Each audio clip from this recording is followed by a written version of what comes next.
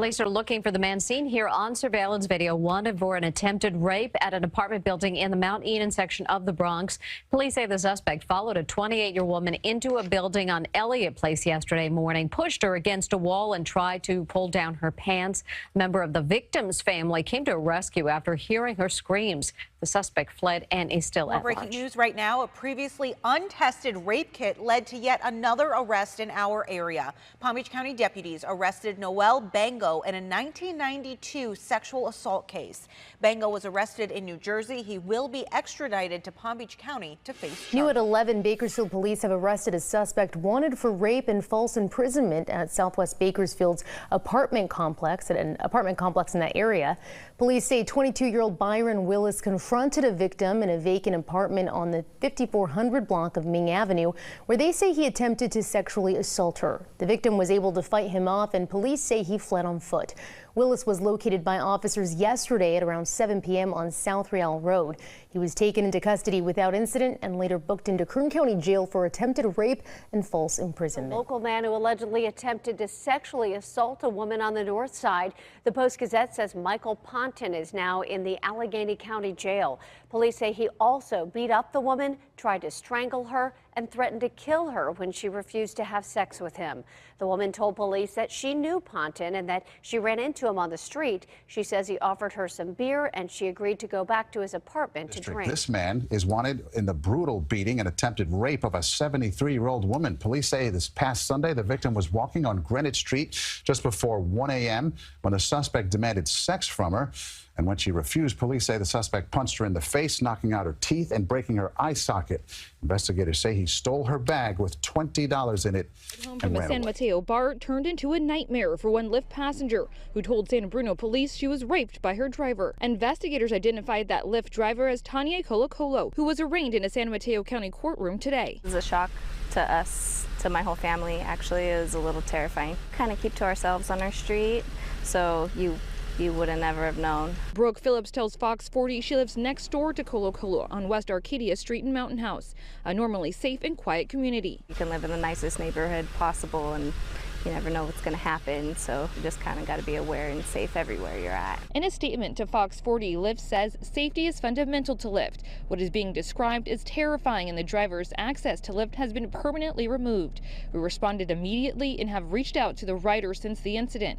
We are working with authorities and will continue to help in every way we can. If he did do this through Lyft, and I feel bad for the girl, I want to know if she's okay, number one. It's a tragedy knowing that it does happen, but you don't know who your neighbors are, unfortunately. You just don't. According to investigators, the victim told them she ordered a ride after a night of drinking in San Mateo and passed out in the back seat. That's when she told investigators she believes her driver, Colo, took her against her will and brought her to his home where she was sexually assaulted. I guess you don't expect it to happen, but I guess it could happen anywhere. That's why Phillips says she doesn't use rideshare services and warns others not to either. I feel like it's dangerous because I don't like getting into cars with people that I don't know anyways. And I have a 15-year-old daughter, so it's kind of scary to think that that could happen to her.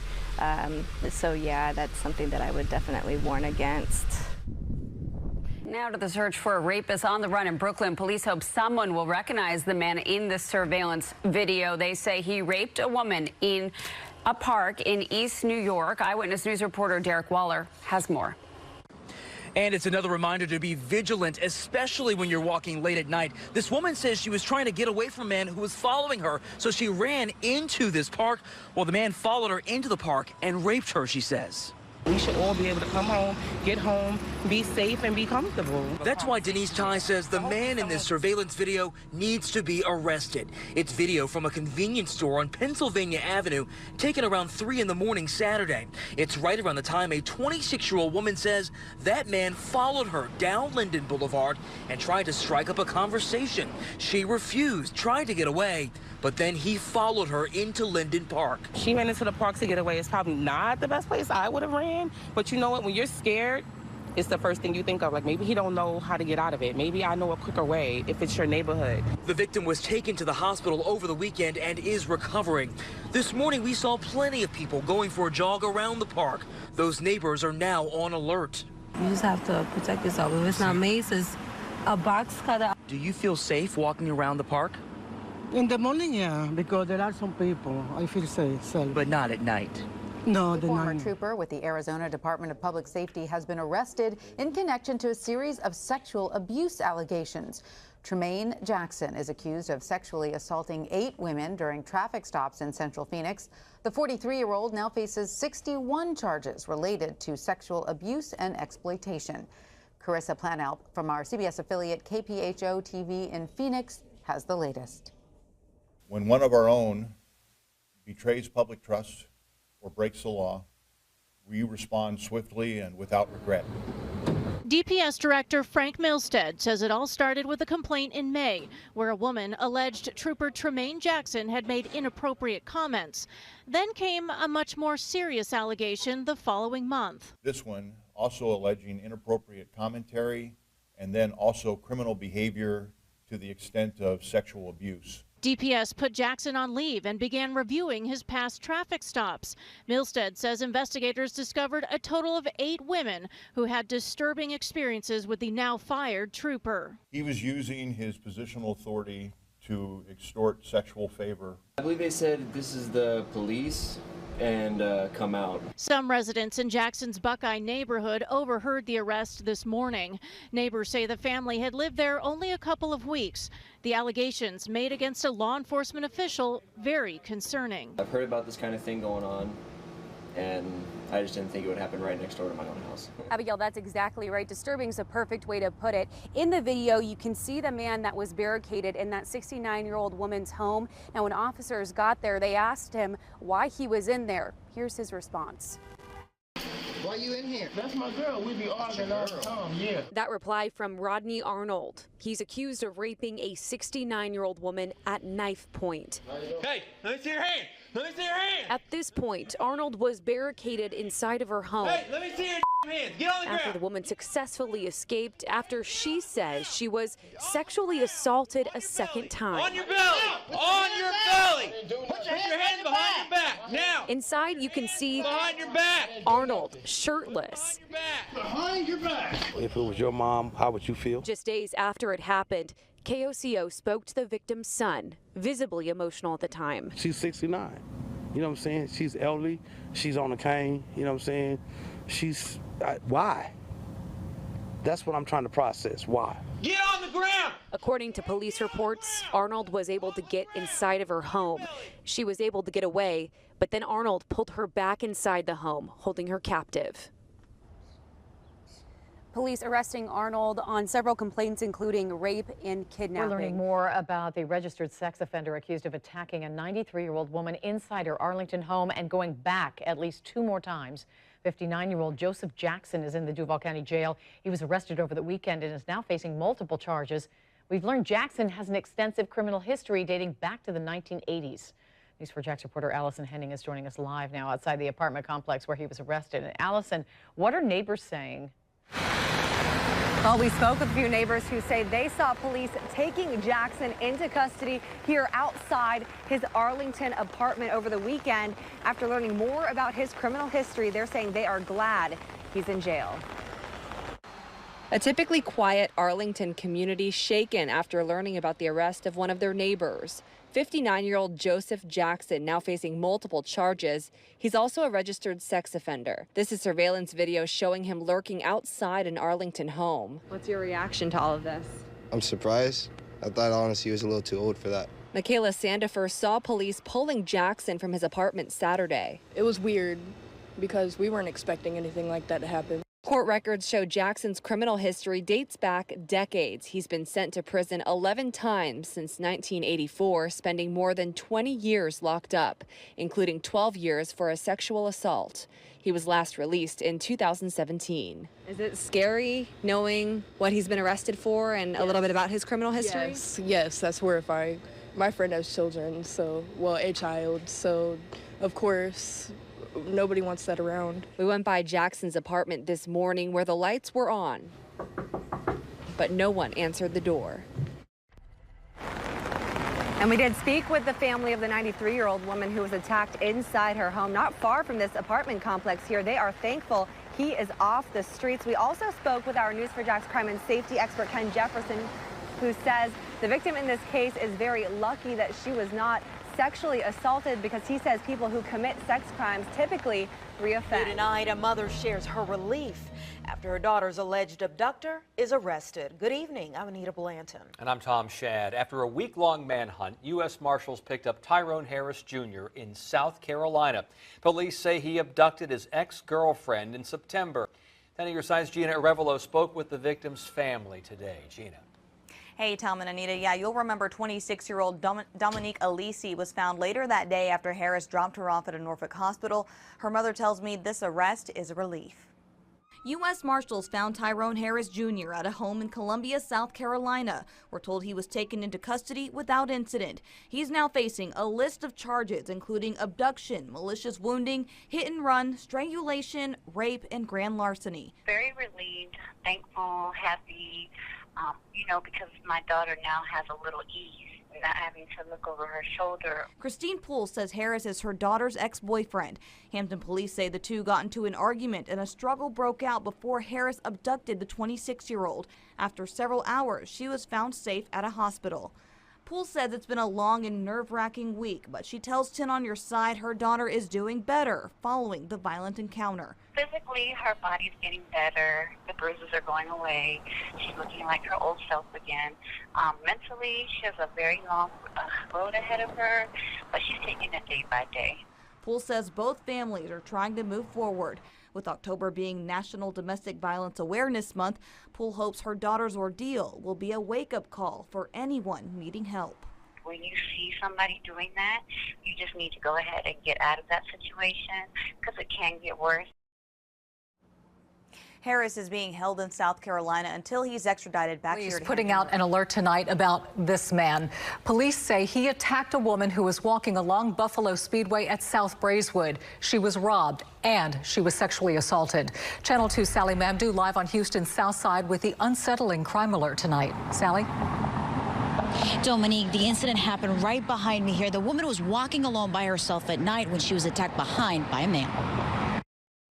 She had blood in her hands. And Olga Morgan says the 19-year-old girl who came knocking on her door Sunday night was desperate for help. She had leaves and things on her back. Morgan says the woman had been attacked by a man as she was walking on the sidewalk near the 8,000 block of Buffalo Speedway.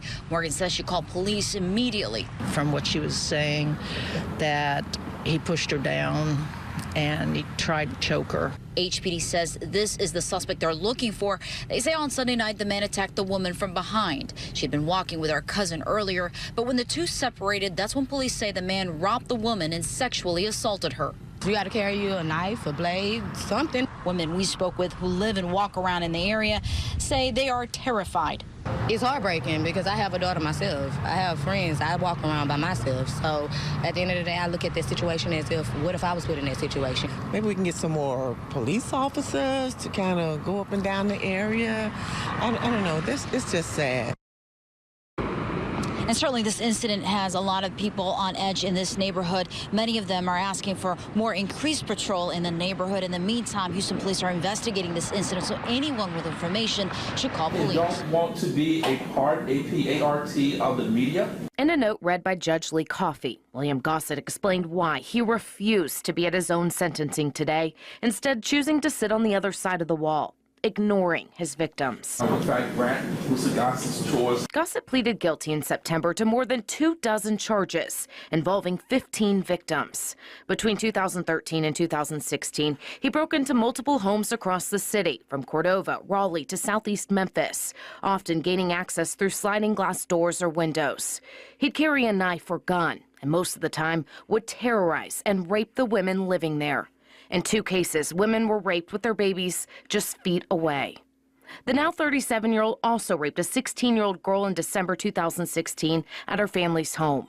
The prosecutor read a letter she wrote to the court saying she quit school for a month and has been in fear ever since. I can still remember the fear I felt when he told me to turn around and be quiet or else he'd stab me. The fear of letting out a cry for help because he'd end up hurting me or my family. Investigators tried to connect Gossett to the crimes for years. In May 2016, they got a warrant to search his South Haven home and found items belonging to each one of his victims. Prosecutors called them his trophies. They included things like purses, credit cards, library cards, birth certificates, and checks. They also found more of his victims' items at pawn shops. This will be admitted as Exhibit B.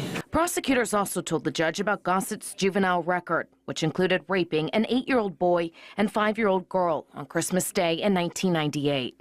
He gave the youngest a STD, later getting her sick. A mental health exam was done then and ruled he'd likely commit more violent crimes.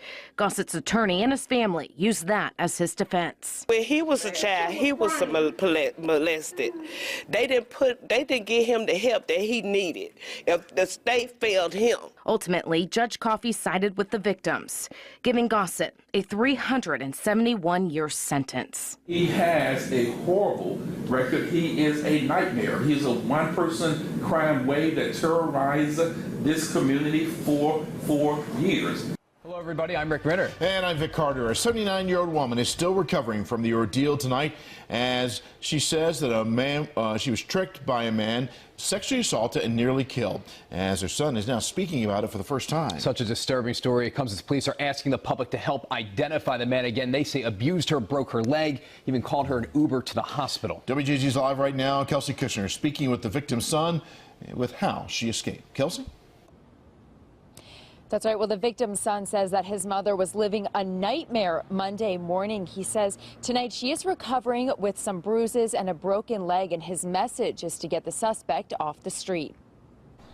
Posted on telephone poles are flyers warning neighbors of a violent attack in this Canton neighborhood. The victim's son claiming his 79-year-old mom was walking down Elliott Street near Clinton Street Monday morning when this man lured her into a home. He asked her to help him fix a table in the basement, then sexually assaulted her. He attacked her from behind, choking her until she was unconscious. He says his mom was physically and sexually assaulted and was left in the basement with a broken leg and bruises, terrified she may lose her life. She woke up thinking it was a bad dream and then saw a guy coming down with a mask and a large kitchen knife.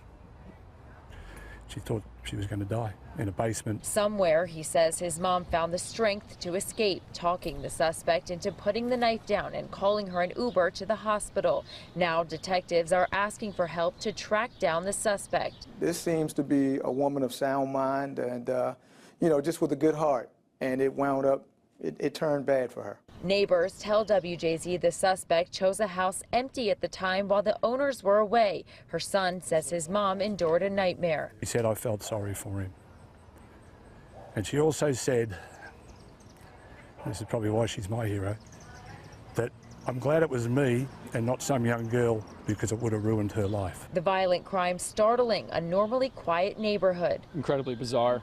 Not something that we're really accustomed to in the neighborhood. It's definitely overall really safe. Now, police think that man is in his 30s, and they're asking anyone who may recognize him to call them. St. Mary's massage therapist is behind bars accused of sexual battery, and now investigators want to speak with others who have received a massage from him. Investigators with the Camden County Sheriff's Office arrested Christopher White after an investigation began earlier this week. The victim tells detectives that White touched her inappropriately while she was receiving a massage. White was booked into the Camden County Jail yesterday afternoon and has not yet been released. News4Jax reporter Maggie Lorenz joins us now. So after looking more into White's employment history, Maggie, what'd you find out? Well, Joy, Tarek, we learned that White is a licensed massage therapist and has been practicing in the St. Mary's area for years now. He currently works for GTO Health and Wellness Spa that's based out of a Realty building on Charlie Smith Senior Highway. Christopher White rents a space out of the upstairs of this Realty building. A business unaffiliated with White that also rents office space inside says White is the owner and only employee of GTO Health and Wellness Spa and that he moved in the fall. News4Jax crime and safety expert Ken Jefferson investigated this type of crime as a former sex crimes detective. When you're receiving a massage, you know the areas that are supposed to be touched. Massage establishments do not have a legal obligation to report sexual assault claims made on their premises. There is no state or federal law that requires state licensing boards to suspend or rescind a massage therapist's license after sexual assault allegations. Jefferson says patrons may be embarrassed or ashamed to report inappropriate behavior. It could be easy to take advantage of people this way because they're going there for a specific purpose, and sometimes a therapist who's crossed that line will try something just to see what the reaction will be from the victim. And if the reaction is positive in their mind, they'll go even farther. The number listed for the spa on Facebook rings once, then goes straight to voicemail. Camden County investigators are asking anyone who may have any more information about White to contact the sheriff's office.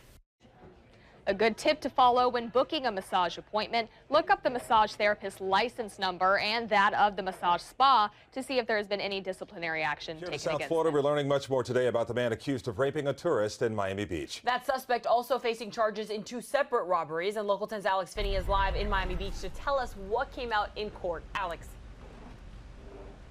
Well, first of all, the victims describing Shane Bain as both frightening and intimidating. One of those victims was actually visiting Miami Beach from Jacksonville. She apparently met Shane on a dating app. They got together. They were going to her hotel room, and that's when everything took a frightening turn. Accused rapist Shane Bain appeared before a judge today. He was seen exiting the hotel in a red Dodge sedan. There were 2 similar incidences with the same modus operandi committed in Doral in unincorporated Broward County. Bain is accused of raping one woman and robbing 2 others. It started last week at this Holiday Inn in Doral.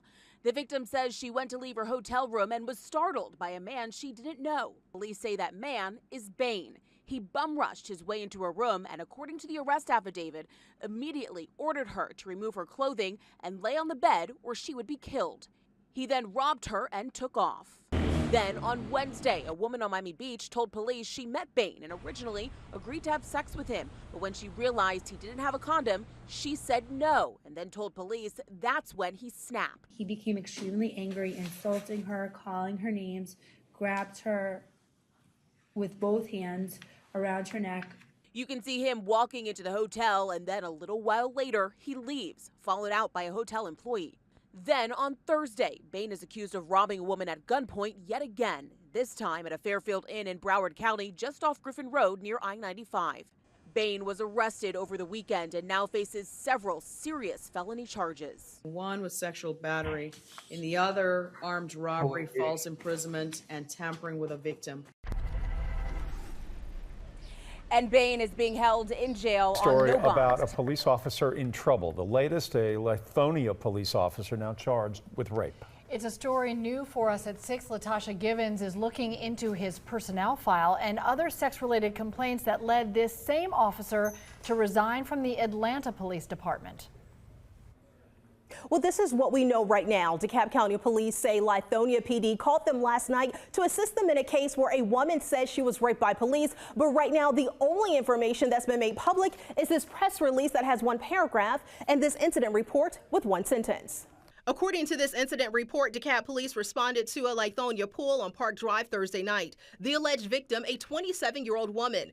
Police say they interviewed the alleged victim as well as a witness. Officials say the officer, David Wilborn, was then interviewed by investigators and taken into custody afterwards. He's charged with rape, aggravated assault, and violation of oath of office. Wilborn's personnel file shows he previously worked for Atlanta Police. While working for APD in 2017, he was accused of going to a sex store while on duty and asking the worker to have sex with him. The file states he asked the worker to see her chest and proceeded to rub her thigh while touching himself. APD documents show Wilborn denies asking the worker for sex.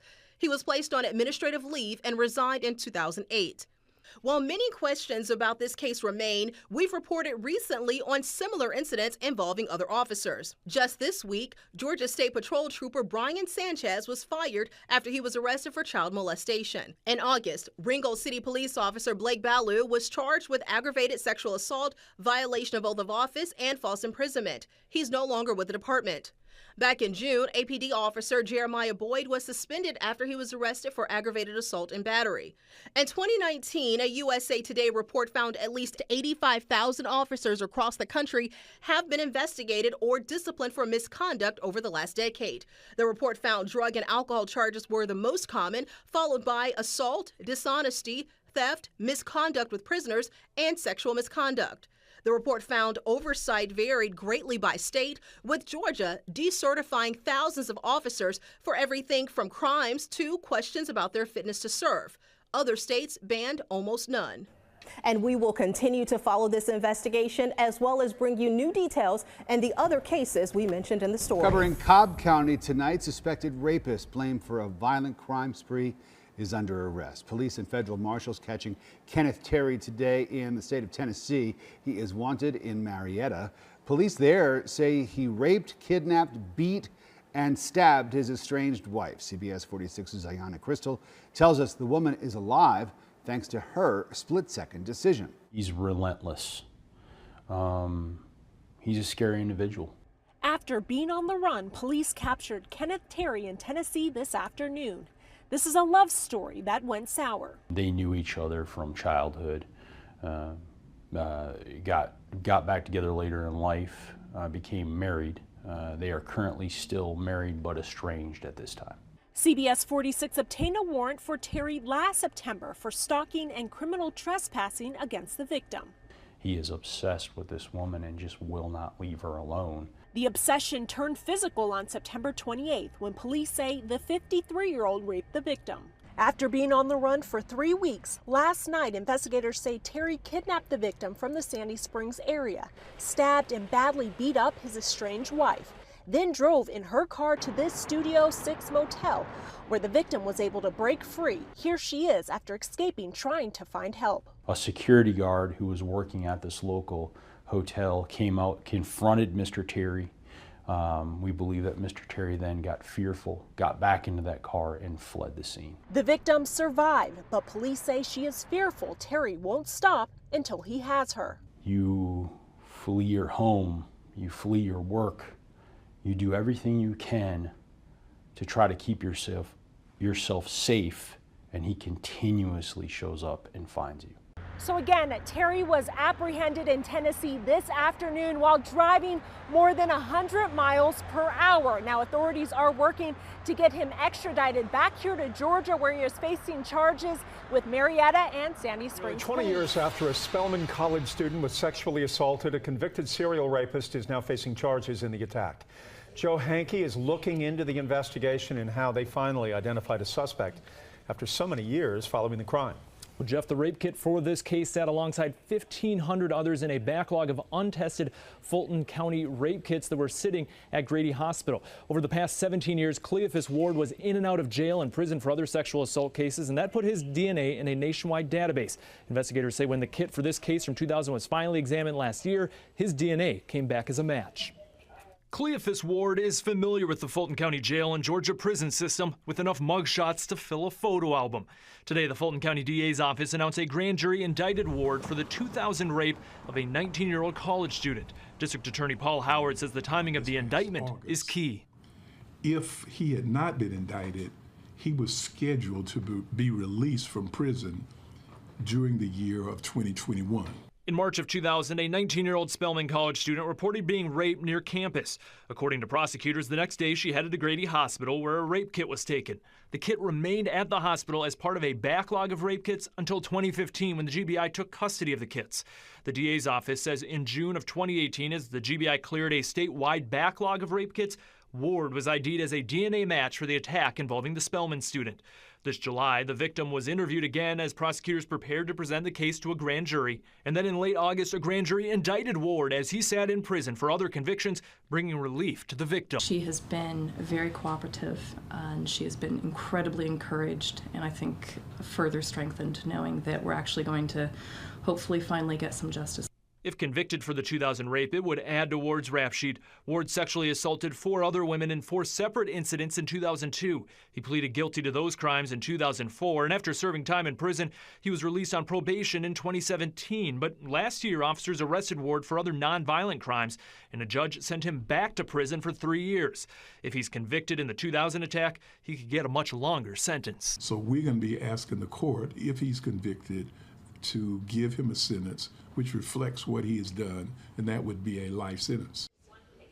And 1 year ago today, the Fulton County DA's office received a $1 million federal grant to create the Fulton County DA Sexual Assault Kit Initiative Unit.